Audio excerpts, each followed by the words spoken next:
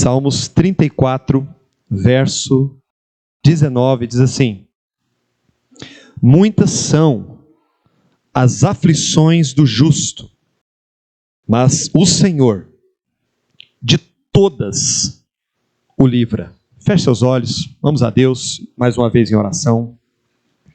Senhor nosso Pai, como é bom estarmos aqui na casa do Senhor, na presença do Senhor, louvando ao Senhor. Que comunhão graciosa, Senhor, que prazer é estar em Tua casa. Eu quero suplicar, Deus, que o Senhor nos assista nesta noite, na exposição da palavra. Que o Senhor fortaleça muitos aqui hoje, console muitos, enxugue lágrimas, fortaleça a fé desta igreja, nos prepare, Senhor, para suportarmos todas as aflições que ainda virão. Nesta noite, Senhor, eu peço que haja uma assistência especial do Espírito Santo do Senhor neste lugar. Glorifica Teu nome aqui, Senhor. Faz o Teu reino avançar. Toma esse lugar, ele é Teu, Senhor. Toma esta igreja, ela é Tua, Senhor. Toma esses corações, eles são Teus, comprados pelo Teu sangue, Senhor Jesus. Vivifica-nos, renova-nos, Senhor, em nome de Jesus. Amém. Podem sentar. Irmãos, eu sei que os irmãos estão muito felizes. E nós também, nós nos alegramos com isso. Podemos ver estampado no rosto dos irmãos, nas reuniões dos pequenos grupos, nos cultos, as experiências, os ensinamentos. Quantas coisas o Senhor tem feito e operado aqui nos últimos dias, nos últimos tempos. Se eu fosse perguntar para cada um dos irmãos, muitos aqui, eu tenho certeza que a maioria diriam que estão muito alegres, muito felizes com tudo que Deus tem feito. Mas outra coisa também é verdade, que cada um de nós passamos por grandes lutas. Por trás muitas vezes de um sorriso, por trás muitas vezes de um louvor, de uma adoração, de um graça e paz, irmão, há alguém passando uma luta, uma aflição, um problema, de diversas naturezas. E hoje, irmãos, esses últimos dias, nós recebemos muitas mensagens de estudo, de palavras. Hoje eu quero trazer uma mensagem mais de conforto, de encorajamento, de ânimo para os irmãos. E embora isso pareça ser um paradoxo, uma vez que estamos alegres, o fato, irmãos, é que ainda não fomos arrebatados. Nós ainda estamos cantando, não tardará, Cristo em breve virá. Nós ainda estamos cantando louvores, como nós cantamos aqui. Por que te abates, ó minha alma? Espera em Deus, confia em Deus. Nós ainda não fomos para o céu. E ou estamos passando lutas, ou ainda passaremos por grandes aflições. E um detalhe que é muito importante, eu queria que os irmãos ficassem comigo e prestassem bastante atenção. Nós somos uma geração, não só no Brasil, mas no mundo inteiro, em que o cristianismo está encharcado por uma doutrina errônea, que não é bíblica, que é a doutrina da prosperidade, que é a doutrina da confissão positiva. Eu declaro, eu não aceito essa doença, eu não aceito essa enfermidade, eu não aceito essa luta no meu lar, está amarrado, está repreendido. Nós, irmãos, viemos de um evangelicalismo encharcado dessa heresia. E muitos de nós ainda pensamos que quando estamos passando por alguma luta, alguma aflição, é porque ou eu estou em pecado, ou porque eu estou sendo infiel a Deus em alguma coisa. E biblicamente não é nada disso. Nós vamos ver, irmãos, e temos aprendido aqui nesta igreja, e desse púlpito, que as aflições, as lutas, as angústias, as provações e até as privações, elas fazem parte do pacote da redenção. Elas estão inseridas no combo da eternidade. E elas são, por demais, importantes na nossa vida. Embora cremos em Cristo como Salvador, passamos pelas águas, que momento lindo, né, irmãos? O batismo nas águas. O Senhor nos encheu com o seu Espírito, começamos a conhecer a palavra, o Evangelho, começamos a estudar a Bíblia, começamos a ficar impactados com as verdades contidas no Evangelho, mas nada disso foi capaz de nos livrar das aflições. Às vezes até pelo contrário. Às vezes ouvimos testemunhos de irmãos que dizem assim, olha, a partir do momento que eu batizei, as lutas aumentaram. A partir do momento que eu determinei ser mais fiel a Deus, as lutas aumentaram. A partir do momento que eu fiz um propósito no meu coração de andar retamente, as lutas começaram lá em casa, com a família, com a esposa, com o marido, com os filhos, com a minha mãe. O negócio virou um inferno lá no meu trabalho, uma perseguição na minha escola, na faculdade. Começou a acontecer.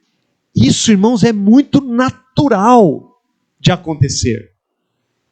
E nós lemos aqui no primeiro versículo que muitas são as aflições de quem? Do justo. Está na palavra. Muitas são as aflições do justo. Então observe esse detalhe, irmãos. Não é porque nos convertemos, não é porque viemos para uma igreja, não é porque viemos para uma igreja bíblica, não é porque temos uma doutrina sã, bíblica, não é porque oramos, não é porque lemos a Bíblia, não é porque jejuamos, não é porque damos o nosso dízimo, que não temos lutas. Pelo contrário, muitas são as aflições, não é do ímpio, do incrédulo, do injusto. Pelo contrário, é do justo. E nós poderíamos elencar diversos exemplos contidos na palavra, mas o que nos consola é que Romanos 8, 28 nos diz, guarde bem esse texto, irmãos, em todos os momentos de aflição, sabemos que todas as coisas cooperam para o bem daqueles que amam a Deus, daqueles que são chamados segundo o seu propósito. Todas as coisas cooperam para o bem. Não é todas as coisas cooperam bem. Não é que tudo vai dar certo. Não é que aquele emprego vai acontecer. Não é que aquela porta vai abrir. Não é que aquela doença vai ser curada imediatamente. Não é que o seu problema no seu lar, dentro da sua casa, vai se resolver assim, ó, num passe de mágica. Não. Quer dizer que tudo isso, irmão, presta atenção, que você está vivendo agora, neste exato momento, é para o seu bem. Mas, irmão, eu fui traído. É para o seu bem. Mas, irmão, me falaram mal de mim, pelas costas, a pessoa que eu menos esperava. É para o seu bem. Mas, irmão, aquela enfermidade, o Senhor prometeu que, se ainda você está vivendo ela, é para o seu bem. Eu não estou aguentando mais o meu marido. É para o seu bem. É o que a palavra diz. Mas como podemos reagir às aflições para garantir que nos submetamos a Ele em tempos de aflição? Como devemos reagir às aflições? Não pense apenas em perseguição. Presta atenção, primeiro ponto. Não pense que a aflição é só perseguição. E eu quero dizer algo para os irmãos muito importante. A Bíblia diz que quanto mais vai se aproximando da volta de Jesus, maiores seriam as lutas. Aí você dá uma olhadinha no retrovisor da história e olha quantos irmãos foram martirizados, quantos irmãos foram perseguidos, quantos foram comidos por leões, foram lançados em arenas, por não negarem a fé. Raciocine comigo, irmãos, se a Bíblia diz que quanto mais se aproxima o dia de Cristo, mais enfurecido o diabo está, porque ele sabe que pouco tempo lhe resta. Se você quer saber o que virá, dá uma olhadinha no retrovisor da história. Dá lá uma olhadinha. E você vai ver o que nos espera. Muitas são as aflições do justo. Mas nós não podemos olhar para aflições apenas como perseguição, mas também precisamos entender aflições como um luto, a perda de alguém muito importante, uma decisão que vai machucar você, que vai ferir você, que vai contra a sua própria vontade, uma doença física, uma depressão. Quantos hoje cristãos não estão sofrendo com a depressão, com a ansiedade? Quantos não estão sofrendo com isso? E muitas vezes, irmãos, estão sofrendo calados, não contam para ninguém, porque temem contar e alguém julgar esse irmão, achar que ele está vivendo assim porque ele está em pecado, porque ele não é fiel. Quantos não vivem essa realidade? Aflições, pode ser um desemprego, um conflito dentro de casa. Quantos pais hoje, o pastor trouxe aqui uma palavra há pouco tempo, para os pais, quantos pais hoje não estão passando por grandes aflições com os filhos? Irmãos, muitos pais hoje perderam completamente o rumo, não sabem mais o que fazer, estão apavorados, se renderam, jogaram a toalha, não sabem mais o que fazer. Aflições. Quantas mães não dormem à noite, servas de Deus, porque sequer sabem onde o filho está, altas horas da madrugada. Aflições. Aflições. Abusos, ou qualquer outra dificuldade, humilhação. Aflições. Aflições na Bíblia, meus irmãos, não é só perseguição, não é só alguém te tacar pedra, não. Tudo que nos envolve são aflições. Quantos irmãos aqui já não pensaram assim?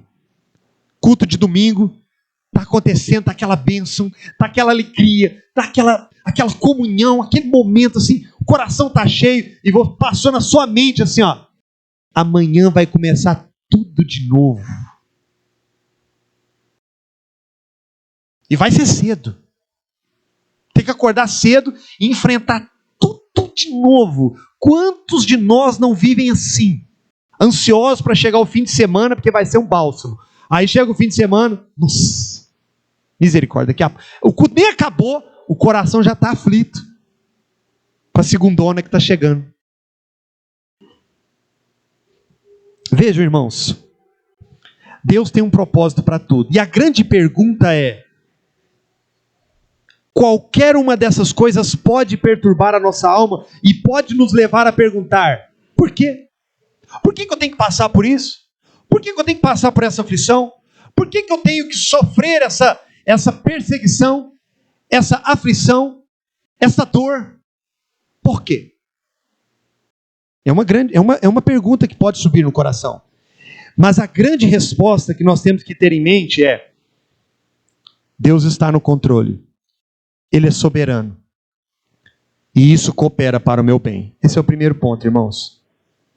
Entenda e passa a valorizar o que você está enfrentando. A pergunta que nós podemos fazer também é, Senhor, o que devo eu fazer? Como devo reagir a isto? Para que isso opere para o meu bem e para a tua glória? Quando a aflição bate na sua porta, você faz essa pergunta? Ou você sai rasgando e tenta resolver? Essa é uma pergunta boa. A luta veio, bateu na sua porta, de repente você não estava esperando, a aflição veio, o telefonema, o celular tocou, chegou aquela mensagem inesperada. Senhor, o que eu faço agora? O que eu respondo agora? Como eu ajo agora, Deus? Senhor, me ajuda aqui, Senhor, antes de tomar uma decisão. Isso é muito importante. Sabe por quê, irmãos? Muitas das aflições que enfrentamos, elas são agravadas pela nossa reação. Sabia disso? Muitos problemas, eles aumentam muito porque agimos erradamente. Metemos os pés pelas mãos, falamos o que não devia, na hora errada. Às vezes era para ter ficado calado, às vezes era para ter orado, às vezes era simplesmente para ter ficado em silêncio, dado um passo atrás, ido para o joelho.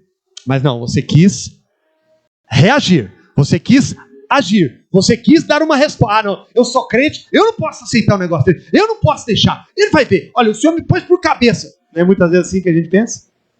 Hã? E aí? Depois para consertar. E às vezes, era só um momento. E o negócio se estende por muito tempo. Vales profundos e difíceis de se resolver.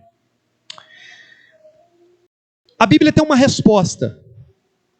A resposta da Bíblia não é uma lista extensa de itens que aproveitam o seu potencial. Isso aqui é importante. Hoje nós temos uma coisa que está muito na moda. O evangelho coaching. Não está na moda? Ah, você pode. Olha para você, olha o seu potencial. Olha para você mesmo. Se olha no espelho e veja quão grande você é. Olha no espelho e cante, quão grande és tu. Nós temos visto isso acontecer. E isso é muito gostoso de se ouvir. Isso te levanta por um momento. Mas é assim que a Bíblia nos ensina a lidar com as aflições? Pelo contrário. A Bíblia nos deixa claro que nós não temos nada de nós mesmos. Que em nós não há capacidade alguma. A Bíblia nos coloca no nosso devido lugar e ela nos mostra que só do céu é que pode vir a nossa salvação. E então, a grande resposta da Bíblia é: como vencer? Por meio da fé. O único meio de vencer é pela fé. E eu queria aqui destacar, irmãos, em Hebreus capítulo 11, gostaria que os irmãos abrissem a palavra, por gentileza. Eu quero aqui trazer poucas ilustrações aqui, para nós aprendermos com alguns irmãos que passaram por aflições, e o que a Bíblia diz que esses homens fizeram. Será que eles receberam uma lista, 5 passos para a vitória? Ou alguma frase de efeito? Se você falar isso, a porta vai abrir. Palavrinha mágica, será que foi isso? Vejam comigo, Hebreus capítulo 11, versículo 5. Como será que esse homem, Enoque, conseguiu suportar viver em tempos tão difíceis? Vejam lá. Pela fé, Enoque foi trasladado para não ver a morte. Não foi achado porque Deus o trasladara, pois antes da sua trasladação, obteve testemunho de haver agradado a Deus. Sabe quem foi Enoque? Foi um homem que viveu, irmãos, antes de Noé. Não tinha lei, não tinha Bíblia, não tinha profeta, não tinha revelação. Então como que esse homem conseguiu, num tempo difícil, e a Bíblia fala que Deus olhou e não viu um justo sequer, por isso então na sequência veio o dilúvio? Como então esse homem conseguiu? Olha isso aqui, meus irmãos. Ele obteve testemunho de haver agradado a Deus. Ele andou com Deus. Como que esse homem suportou? Esse homem não tinha cultos aos domingos. Esse homem não tinha um pastor bíblico para orientá-lo, para aconselhá-lo. Esse homem não tinha sequer uma Bíblia para ele poder ler e se firmar nas promessas contidas na palavra. Esse homem não tinha um grupo de louvor para ele cantar, levantar as mãos e sair regozijante de um culto. Então como ele venceu? Pela fé. Pela fé. Segundo exemplo.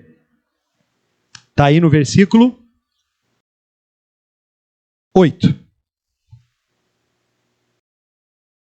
Pela fé, Abraão, quando chamado, obedeceu, a fim de ir para um lugar que devia receber por herança, e partiu sem saber aonde ir. Abraão já foi diferente, ele ouviu a própria voz de Deus. Abraão, sai da tua terra, no meio da tua parentela, e vai para uma terra que eu te mostrarei. O Senhor não mostrou foto, o Senhor não deu para ele um GPS, O Senhor não deu para ele uma localização do lugar, não deu nenhuma pista sequer para que rumo que era. Deus simplesmente falou: sai e vai. Não há momentos, irmãos, que mesmo nós como cristãos nos sentimos às vezes meio perdidos. Irmão, já sentiu assim? Meio perdido? E agora? O que eu faço? Que decisão que eu tomo? Para onde eu vou? Muitos de nós já viveu essa experiência. E agora? Qual que foi o que Abraão fez para vencer? Pela fé. Abraão foi considerado o pai da fé. Os irmãos estão vendo aqui? Eu tô no texto, eu não estou no texto. Próximo exemplo. Hebreus 11, 23. Vejam comigo. Pela fé, Moisés, apenas nascido, foi ocultado por seus pais durante 3 meses, porque viram que a criança era formosa. Também não ficaram amedrontados pelo decreto do rei. Eu ouço muito assim, os pais. Mas hoje a época é diferente. Hoje as coisas é muito diferente da minha geração. Hoje não é fácil, não. Hoje os meninos já está voando. Não dá para acompanhar, não. Tentem se colocar no lugar dos pais de Moisés por um momento. O faraó deu um decreto: morte para os meninos. Todas as parteiras deveriam matar os meninos. Mas eles não obedeceram. Eles guardaram o menino. O menino nasceu. Vocês já pararam para pensar na dificuldade que foi manter aquele menino calado, sem chorar de madrugada? Os soldados do faraó passeando pelas noites, vigiando. E o menino com fome. E o menino crescendo devagarzinho. A dificuldade que foi manter isso em oculto. Eles obedeceram a Deus, eles obedeceram ao Senhor e não ao decreto de faraó. E nós temos visto que muitos pais estão obedecendo o decreto de faraó. Faraó está mandando e desmandando dentro de casa.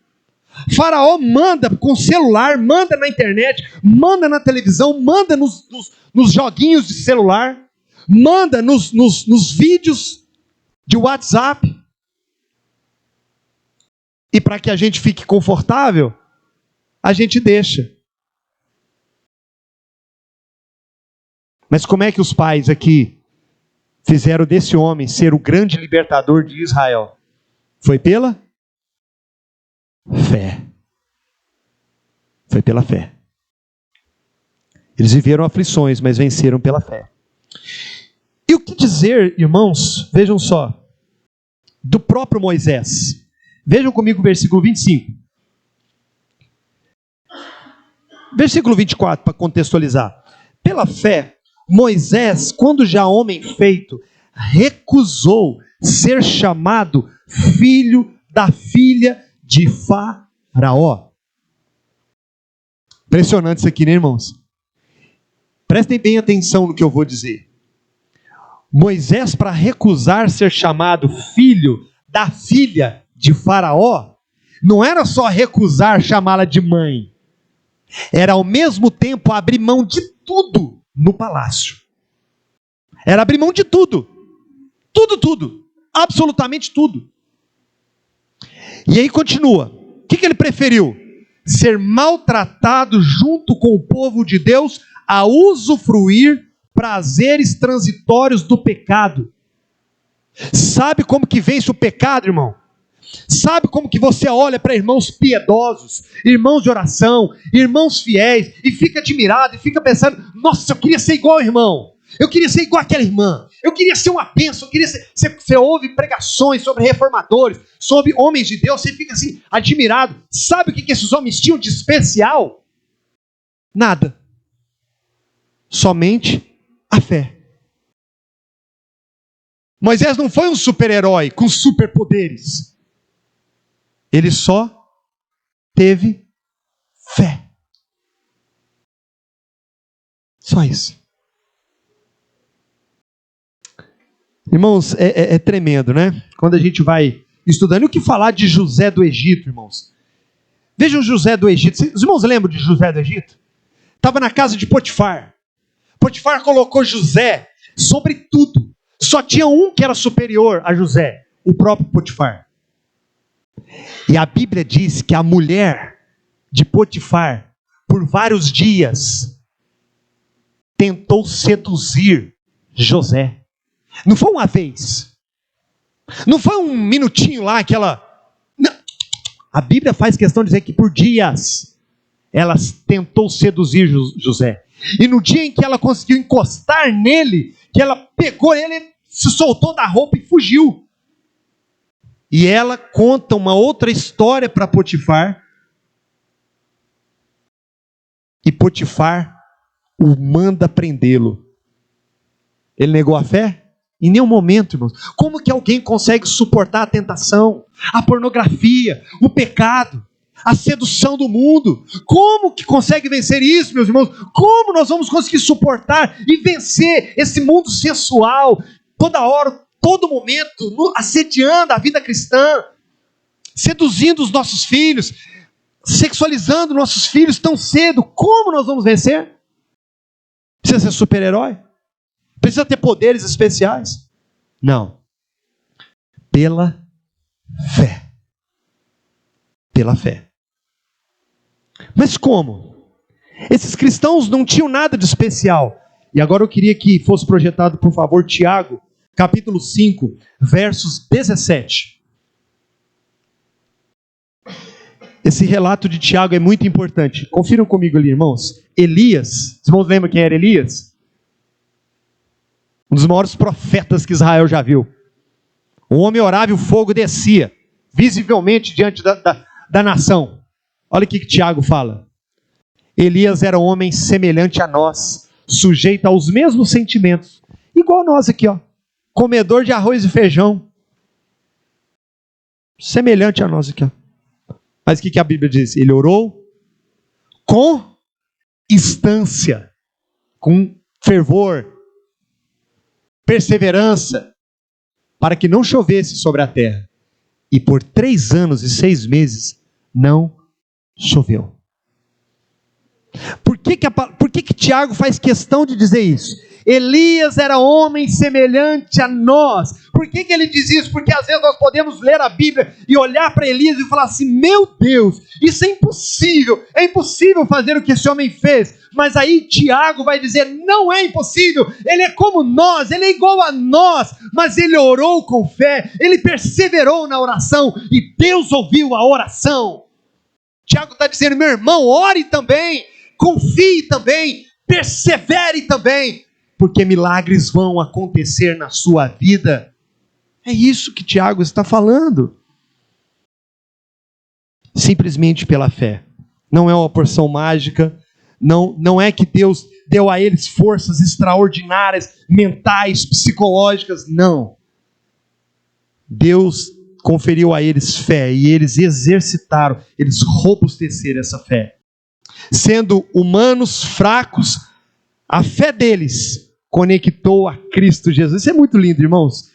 2 Coríntios 12, 10. Eu não sei se tem algum irmão aí anotando, mas são textos bastante oportunos para nós. 2 Coríntios 12, 10 diz assim. Olha o que o apóstolo Paulo é 12. 2 Coríntios 12, 10. Olha o que o apóstolo Paulo diz. Pelo que sinto prazer. Eu fico admirado às vezes com as expressões do apóstolo Paulo, né?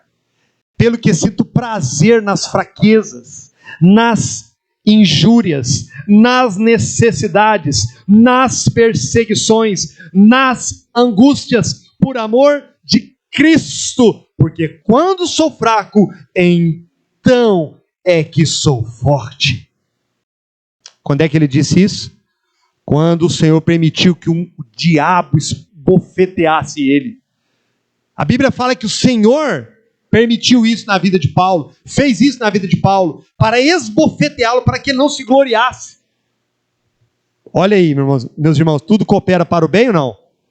Deus tinha um propósito. E aí, quando o Senhor fala assim com ele, eu não vou tirar nada não, Paulo. A minha graça te basta, e o meu poder se aperfeiçoa na fraqueza. E aí ele fala esse texto, pelo que sinto prazer. O apóstolo Paulo, irmãos, ao ver que era Deus trabalhando, que era Deus operando, que era Deus no controle, que era para o bem dele, ele estava tão exultante que estava faltando ele falar assim, Senhor, já que é para o meu bem, então manda mais dor, mais sofrimento, mais angústia, mais aflição, porque eu quero, Senhor, estar no centro da tua vontade. Quantos de nós podemos dizer isso? Eu sinto prazer nessa luta, nessa afronta que eu estou enfrentando. Eu sinto prazer. Eu fico tão empolgado quando eu vejo alguém me maltratar, me humilhar, esse espinho na minha carne, essa dor, esse sofrimento. Como é bom saber que eu estou no caminho do Senhor, que eu estou no centro da vontade. Quantos de nós podemos dizer isso, irmãos? Isso é tremendo. Por causa do seu Filho, Deus coloca todas as coisas sob os pés de Cristo para o nosso bem. Ele também renova e santifica os cristãos, preparando-os e preservando-os para a glória. Aqui eu quero entrar num dos pontos já, partindo para o final, irmãos, que diz assim, a fé nos une ao vitorioso, aquele que é mais do que vencedor. A fé, meus irmãos, prestem bem atenção nisso, a fé, ela nos torna um com Cristo. É por isso que o apóstolo Paulo vai dizer que em Cristo nós já somos mais do que vencedores. A fé que nos une ao nosso Salvador é que nos torna mais do que vencedores. 1 João capítulo 5, versículo 4 e 5 diz assim, 1 João capítulo 5, verso 4 e 5 diz assim, porque todo o que é nascido de Deus vence o mundo, e esta é a vitória que vence o mundo, a nossa fé. Quem é que vence o mundo, senão aquele que crê ser Jesus o Filho de Deus? Acho que os irmãos não entenderam esse texto. 1 João, capítulo 5, versículo 4. Porque todo aquele que é nascido de Deus, que é nova criatura, que nasceu de novo, que passou pela porta estreita, que foi regenerado, transformado, liberto, vivificado pelo sangue de Jesus Cristo, vence o mundo. E esta é a vitória que vence o mundo. A nossa fé. Irmão, sem fé é impossível agradar a Deus. E como que a Bíblia nos diz que nós alcançamos fé? Pelo ouvir da palavra. E o que você tem feito com a palavra? Você tem lido a Bíblia, irmão? Você tem estudado a Bíblia, irmão? Você tem gastado tempo com a palavra? Quando nós recitamos esses textos, isso mexe com você?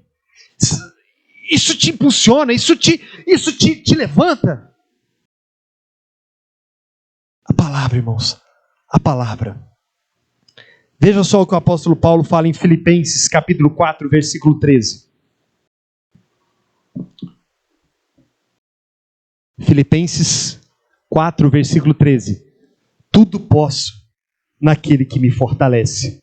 O apóstolo Paulo, ele tinha tanta fé, tanta convicção no Deus que ele servia, que ele poderia passar por diversas situações, boas ou ruins, prosperidades ou privações. Ele podia todas as coisas em Deus. Se você estiver aflito, meu irmão, mas você ainda não é cristão, presta atenção. Se você está passando por aflições, mas você ainda não é cristão, essas aflições que você está passando é uma amostra grátis do que será o inferno se você não crer. Agora, se você é um cristão de verdade, essas aflições é Deus forjando o seu caráter. Para o cristão, a aflição também é um chamado para perseverar. Não tropece em descrença e na sua luta. Tiago 5,13. Estou terminando, meus irmãos. Tiago 5, verso 13. Vamos aprender um pouquinho mais com Tiago. ele diz assim: está alguém entre vós sofrendo? Está passando aflição, angústia? Faça oração. Está alguém alegre? Cante louvores. Então, uma recomendação bíblica: está passando aflição, está passando angústia, olha aqui que Tiago fala: está alguém entre vós sofrendo? A outro texto fala assim: comunicai com os santos as vossas necessidades. São coisas distintas, mas interligadas. Você tem comunicado com os santos as suas aflições, irmão? Ou você ainda tem aquele pensamento assim: não, eu não comento a minha vida com gente da igreja não, porque compensa não. O povo fica fofocando, fica falando da minha vida. Se eu contar, olha, vai me julgar, vai contar para todo mundo. Eu já passei por essa situação. Olha, irmão, eu quero dizer uma coisa aqui para vocês. Pode ser que a gente leve muito tempo, mas o modelo bíblico de uma igreja saudável é você poder sentar com o irmão, chorar com ele, contar tudo que for necessário, inclusive o seu pecado. Inclusive o seu pecado, sua inclinação, suas fraquezas, suas falhas, qualquer necessidade que seja. E esse irmão chorar com você, dobrar os joelhos e orar por você até que a sua vitória chegue. Era isso que Tiago tinha em mente. Está alguém entre vocês sofrendo? Faça oração. Ore. Chore com ele. Derrame lágrimas com ele. Está alegre? Cante louvores. Comunhão entre irmãos. Oração. Invoque o Senhor no dia da aflição. Salmos 50, versículo 15. Salmos em 50, versículo 15. Invoca-me no dia da angústia, e eu te livrarei, e tu me glorificarás. Olha que lindo esse texto, irmão. Dá até vontade de passar uma afliçãozinha, não dá, irmão César? Só para invocar o nome do Senhor e ver Ele nos livrar e nós o glorificarmos. Os irmãos que foram aqui nos pequenos grupos quinta-feira, irmãos, lembram do Salmo 116? Ele fala assim: amo ao Senhor, porque Ele ouviu o meu clamor e a minha súplica, e cordéis da morte me cercaram, mas Ele me livrou. E aí chega um ponto do Salmo 116, que o salmista fala com ele mesmo, uma luta travada dentro dele: aquieta-te, ó alma, acalma-te, porque você tem um Senhor, porque você tem um Salvador. É o texto, irmãos, que nós acabamos de ler. Olha lá: laços de morte me cercaram, e angústias do inferno se apoderaram de mim. Caí em tribulação e tristeza. Era o salmista, era o servo de Deus. Qualquer um de nós, meus irmãos, mas então invoquei o nome do Senhor. Ó Senhor, livra minha alma. Glória a Deus. Cristão, lembre-se de que Cristo também foi oprimido, foi humilhado, passou por aflições, passou por angústia. Jesus sofreu, Jesus foi humilhado, Jesus ele teve que esvaziar-se a si mesmo. Importa que também padeçamos também com Ele. E então, irmãos, eu quero finalizar aqui trazendo algumas considerações bem objetivas, bem breves.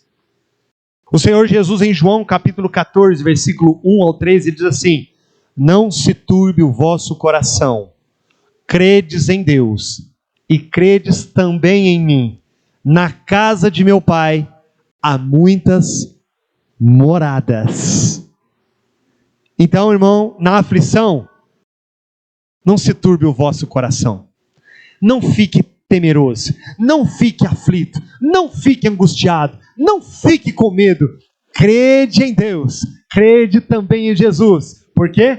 Porque Ele morreu, Ele ressuscitou, mas Ele subiu aos céus e prometeu que vai voltar. Há um motivo muito grande de nos alegrarmos, irmãos, porque Jesus foi preparar mansões para nós.